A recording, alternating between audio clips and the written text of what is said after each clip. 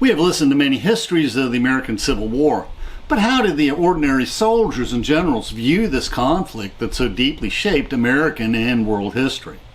So we reflect both on the memoirs and correspondence of Generals Grant and Lincoln, as well as letters of ordinary soldiers writing home, describing the long struggle by the Union to capture the last major stronghold on the mighty Mississippi River, Vicksburg in Mississippi. We have a prior reflection for a broad overview of the Civil War through paintings, plus some interesting photographs of Civil War forts in Georgia and Florida.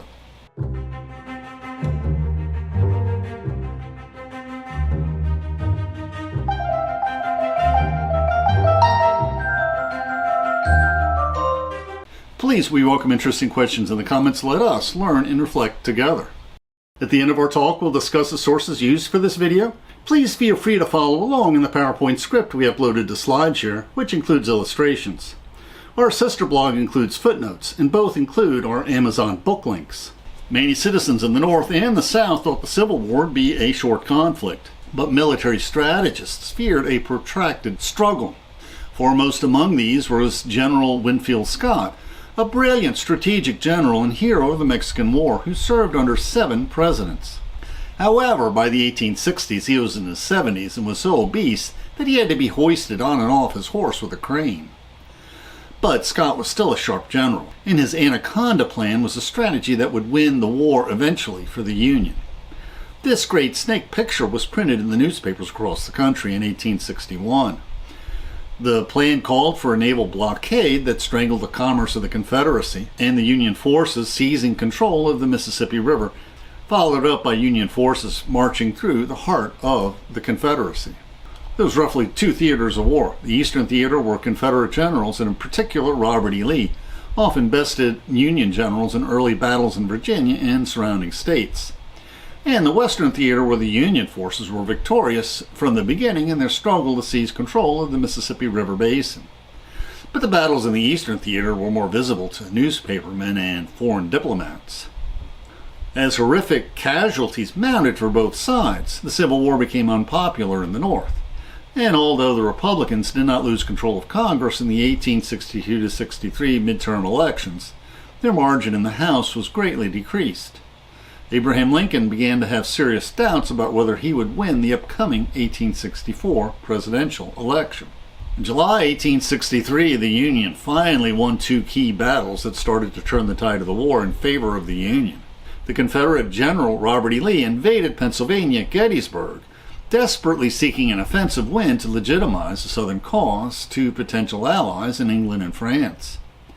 In the bloodiest battles of the Civil War, Robert E. Lee was defeated, but the overcautious General Meade failed to pursue him into Virginia. Also in July 1863, General Grant won the Siege of Vicksburg, which enabled the Union gunboats to control the entire Mississippi River, cutting the Confederacy in 2. After this battle, finding a general who would relentlessly pursue the enemy forces, Lincoln promoted General Grant to command all Union armies. And what were the events leading up to the Siege of Vicksburg? Initially, General Halleck was placed in charge of the Union forces in the Western Theater. Although he was a competent bureaucrat, he was not an effective field commander. Rather than giving succinct orders to his subordinates, he instead gave them vague suggestions. Ulysses S. Grant took advantage of these opportunities, winning many battles, earning many promotions, and persevering in difficult battles like Shiloh, where the Confederates initially had the upper hand. Union forces had already captured New Orleans at the mouth of the Mississippi, and General Grant won many battles controlling the upper Mississippi. The major Confederate fort remaining on the Mississippi was Vicksburg, about 50 miles west of the capital of Mississippi, Jackson. The problem was that Grant's armies were far from the Union supply lines in Memphis, Tennessee, which was over 200 miles north of Vicksburg. In his memoirs, General Grant remembers, "Up to this time, it was an axiom in war that large bodies of troops must operate from a base of supplies, which they always covered and guarded in all forward movements. Grant had ordered that the army forage for supplies at the beginning of his Vicksburg campaign. He noticed that the stock was bountiful. It gave me the idea of the possibility of supplying a moving column in an enemy's country from the country itself." And a footnote posits that it was not entirely Grant's idea, that General Halleck had also suggested it. His friend and subordinate General Sherman thought it would be too risky to advance on Jackson and then to Vicksburg, that it would be wiser to approach from the north, keeping a secure supply line in his rear. But General Grant was willing to take risks to gain an advantage. General Grant remembers in his memoirs, "The North had become very much discouraged. Many strong Union men believed that the war must prove a failure. The elections of 1862 had gone against the party, which was for the prosecution of the war to save the Union, if it took the last man and the last dollar. Voluntary enlistments had ceased through the greater part of the North, and the draft had been adopted to fill up the ranks. It was my judgment at the time that to make a backward movement from Vicksburg to Memphis would be interpreted by many of those yet full of hope for the preservation of the Union as a defeat, and that the draft would be resisted, desertions ensue, and the power to capture and punish deserters lost. There was nothing left to do but to go forward to a decisive victory." General Grant decided to take the risk of having federal gunboats and troop transport ships run the gauntlet past the formidable Confederate batteries on the Mississippi shores of Vicksburg on April 16, 1863. These ships hugged the shore when the Union forces observed that the Confederate cannons could not point down readily. After that, Grant's troops quickly marched on General Johnston's position near Jackson, Mississippi, living off the land, preventing him from joining forces with General Pemberton's forces, who then pulled his forces into the town and fortifications of Vicksburg.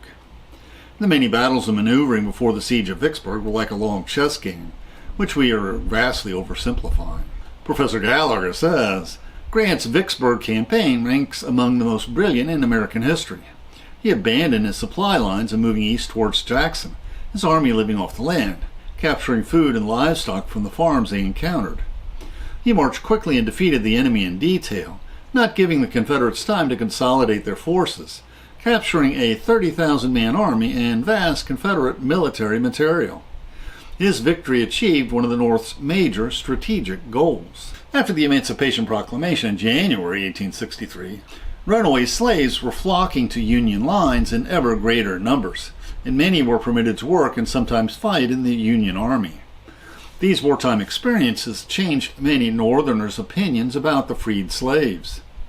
Conditions in the field during the Vicksburg campaign gave rise to the idea of the Freedmen's Bureau assisting the freed slaves, and runaway slaves were flocking to Union lines by the thousands. General Grant remembers, "Orders of the government prohibited the expulsion of the Negroes from the protection of the army. Humanity forbade allowing them to starve. There was no special authority for feeding them unless they were employed as teamsters, cooks, and pioneers with the army, but only able-bodied young men were suitable for such work. But the plantations were all deserted. The cotton and corn were ripe. Men, women, and children above 10 years of age could be employed in saving these crops. To do this work with contrabands or runaway slaves, organization under a competent chief was necessary.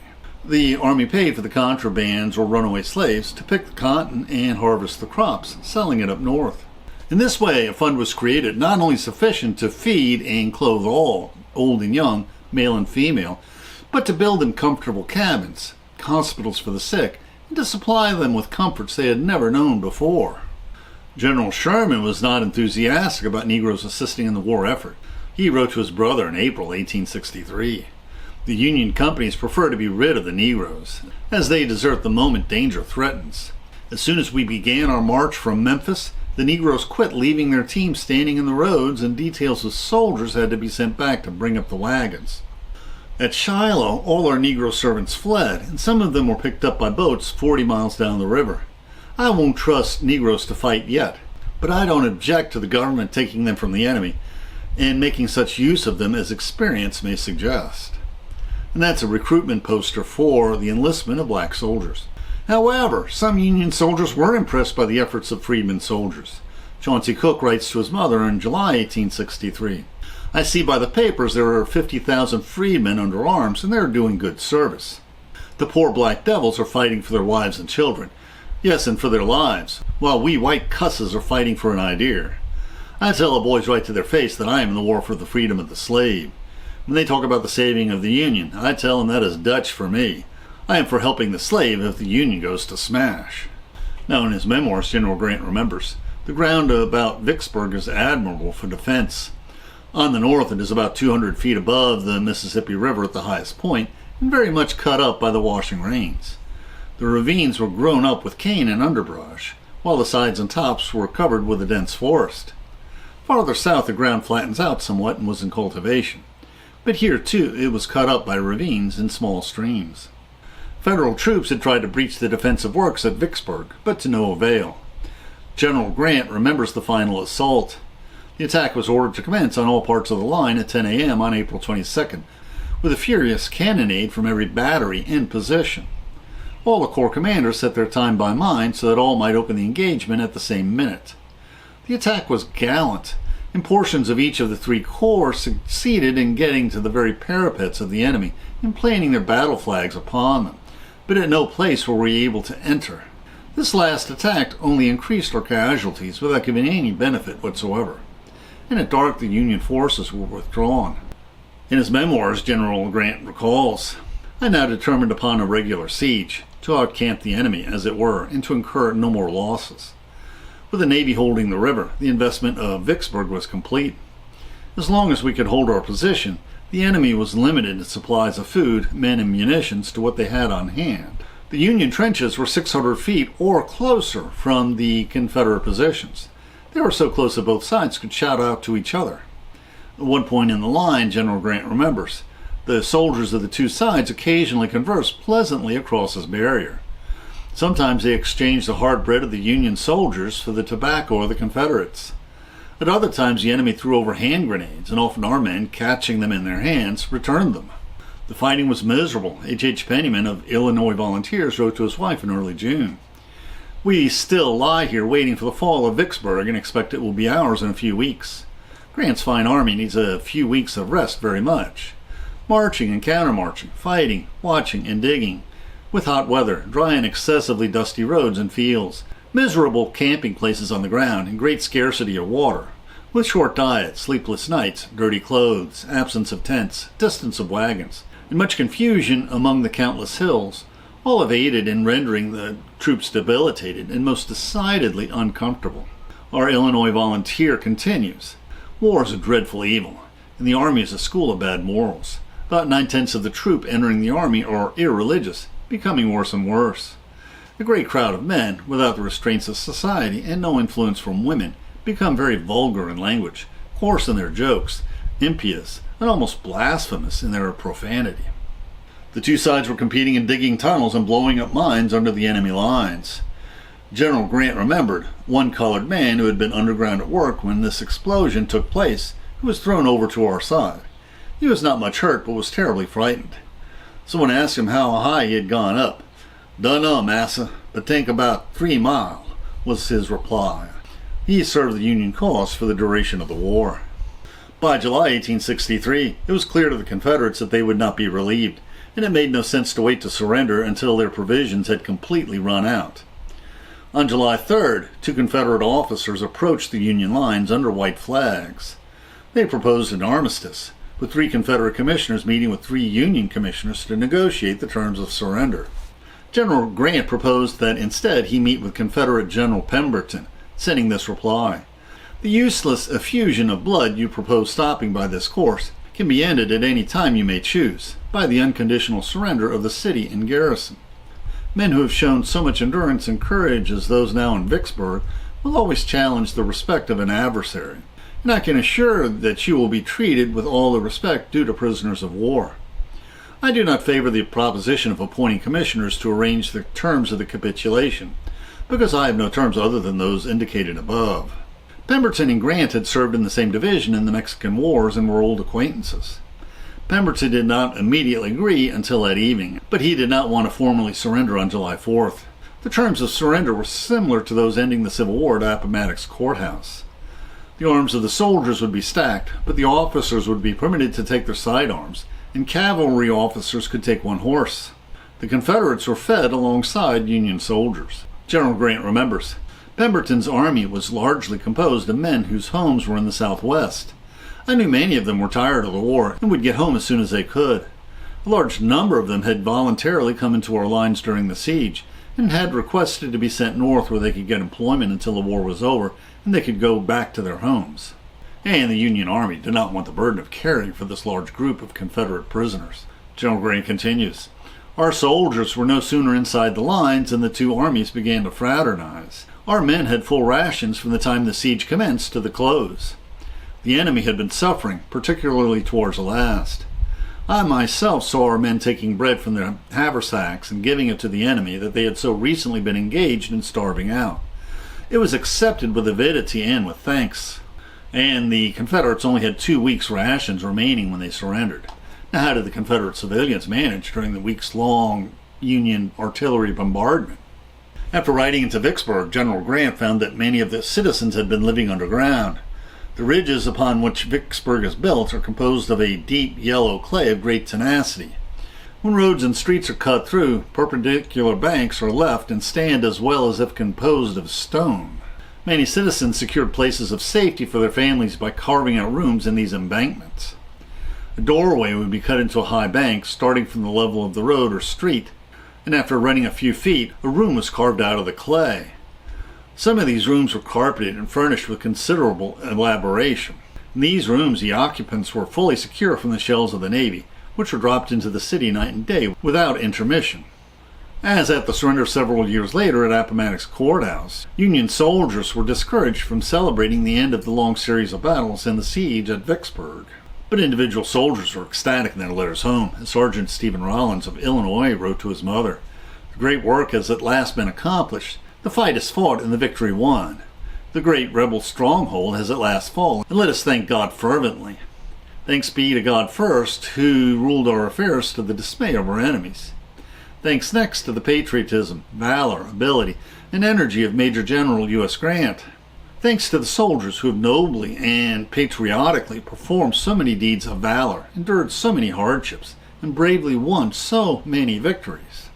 In a succinct letter to General Grant, Abraham Lincoln showed his magnanimous nature in congratulating his victorious general. I write this now as a grateful acknowledgement for the almost inestimable service you have done the country. When you first reached the vicinity of Vicksburg, I thought you should do what you finally did, march the troops across the neck, run the batteries of the transports, and thus go below. And I never had any faith except a general hope that you knew better than I, that the Yazoo Pass expedition could succeed. He recounted one of the engagements. I thought it was a mistake, and now wish to make the personal acknowledgement that you were right and that I was wrong.